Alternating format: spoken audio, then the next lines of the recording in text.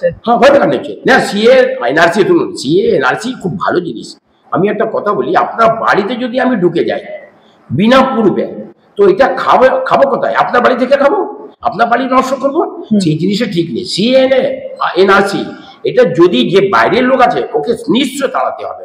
আমরা যেখানে থাকি, আমরা থাকি ভারতবর্ষে। তো ভারতবর্ষে যে আমরা থাকি, তো এটা আমাদের গর্ব আছে যে আমাদেরকে ফ্যাসিলিটি পাচ্ছি। আমরা মুসলিম এখানে ফ্যাসিলিটি পাচ্ছে, প্রচুর ফ্যাসিলিটি পাচ্ছে। আরএসএস রাষ্ট্রীয় স্বয়ংসেবক কাজ করে প্রত্যেক দিন করে, প্রত্যেক সময় করে। ও একটা এটা সিজন, এটা বলবেন যে আপনি আরএসএস যোগ করছে, এটা ইলেকশন চলে 26-এ, একটা ব্যাপার নেই। আরএসএস এর কাজ আছে। আরএসএস মানে কি আছে? রাষ্ট্রীয় স্বয়ংসেবক। এরা রাষ্ট্রকে বাঁচাবার জন্য অনেক কিছু করে। এরা কোনো ক্ষতি করে না, কোনো জাতের ক্ষতি করে না আরএসএস। ওটা হুজুর মানে সাধারণ লোক থেকে ভালো, কিন্তু ওরা যদি এরকম নোংরামো করে তাহলে কার কাছে আপনি যাবেন? আপনি যদি কোনো সুবিধা থাকে হুজুরের কাছে যান, দাদা আমাকে ফুকে দিন, আমাকে দম করে দিন, একটা তাবিজ দিন। ওনার কাছে যদি এই জিনিসটা আপনি পাবেন তাহলে কার কাছে যাবেন? হ্যাঁ, ভয় দেখানো হচ্ছে না। সিএ এনআরসি, শুনুন, সিএ এনআরসি খুব ভালো জিনিস। আমি একটা কথা বলি, আপনার বাড়িতে যদি আমি ঢুকে যাই বিনা পূর্বে, তো এটা খাবো কোথায়? আপনার বাড়ি থেকে খাবো? আপনার বাড়ি নষ্ট করবো?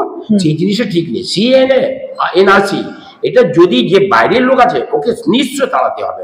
কেন? ওটা তো থাকলে আমরা ক্ষতি হচ্ছে। কেন? আমার একটা রাশন আসছে 10 জনের, আর যদি 50 জন এখানে বসে খাচ্ছি, আমার চলে যাচ্ছে 50 জন। তারপর আপনি চলে যান চাকরি ওরা পেয়ে যাবে, আমরা বসে আছি।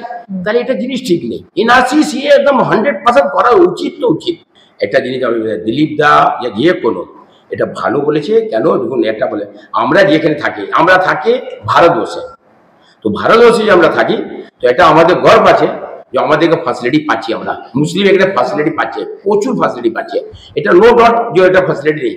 যদি এরকম যদি কোনো টেনশন থাকে তাহলে এখানে অনেক রাজ্য আছে, আমার 28টা রাজ্য আছে, ওইখানে কোনো অশান্তি নেই। এইখানে একটা হিন্দু মুসলিম করে অশান্তি করছে, কেন করবে?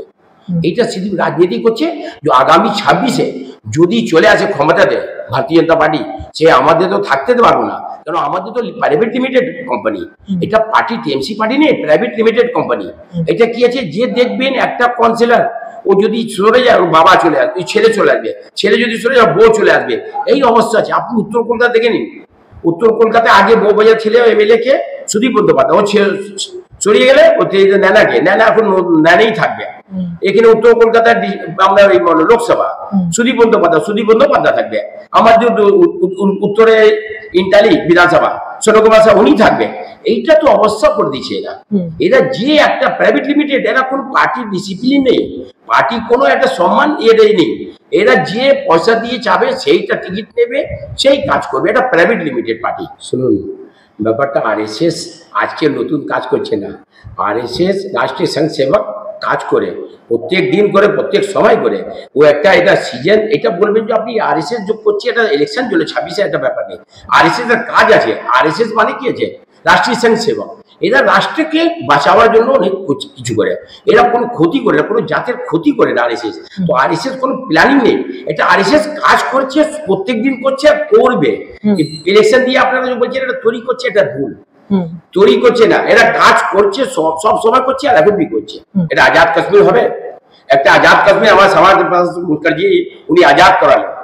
এখন আমরা বলবো কাশ্মীর আমাদের ভারতবর্ষে আছে, কিন্তু উনি আজাদ করালেন, আবার একটা নতুন আজাদ কাশ্মীর করছে।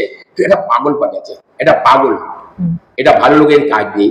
এটা বাজে জিনিস, দেওয়ালে লেখা, এইসব লেখা সব বাজে জিনিস। এটা কোনো দাম নেই, এটাই উচিত। মেন ব্যাপারে বাংলাদেশ মানুষরা না গাদ্দার আছে। আজকে বাংলাদেশ মানে আজাদ হয়েছে, এই ইন্ডিয়া করেছে, ভারত করেছে, আজাদ করেছে। আজকে এরা গদ্দার আছে, এরা ভারতের বিরোধে কাজ করে। আর পাকিস্তান তো এমনি গদ্দার, ও তো ক্ষমতা নেই নিজের একটা জিনিস তৈরি করার, কিন্তু ইন্ডিয়া থেকে ভারত থেকে কি করবে? একটা ঝামেলা লাগাবে, এটা ঘুষপ্যাটি করবে। এরা তো হারামি, এরা বদমাশ। বলতে আমার খুব লজ্জা লাগছে যে একটা মানে মুসলিম কান্ট্রি এরকম যদি করে, তাহলে আমরা থাকছি ভারতবর্ষে, তো আমাদের তো এখানে তো অসুবিধা হবে। এটা তো ঠিক নেই। এটা তুমি তো ওখানে করবে, এখানে সহ্য কে করবে? আমরা করছি। এই জিনিসটা ঠিক নেই। আপনি যার উপকার করবেন না, সেই আপনাকে অঙ্গুল দেখাবে, সেই আপনি উল্টো পাল্টা বলবে। এই বাংলাদেশের লোকটা এরকম, বাংলাদেশের লোকটা এরকম। আপনি আমাদের ভারতবর্ষে থেকে যতই সাপোর্ট করেছি না, তাই উল্টো করছি ওরা। এরা মানুষ নেই, এরা গদ্দার, গদ্দার বলে যাকে। যে আমাকে সহ্য করবে, যে আমাকে সাপোর্ট করবে, তার তো আমি পিছন পিছন করবো, কিন্তু এরা আমাদের বিরোধ করছে। আমি জানি বাংলাদেশের লোকটা এরকম হয়, যাকে যাকে আপনি সম্মান দেবেন তার থেকে আপনি খারাপ পাবেন। এরা গদ্দার আছে, আমি একবার নিয়ে দ্বিতীয়বার বলছি, এরা গদ্দার আছে। এরা ভাবছে যে এবার আমি চীনে গিয়ে, আবার দেখবেন কিছুদিন পরে আবার বাংলাদেশ থেকে ইন্ডিয়াতে আসবে।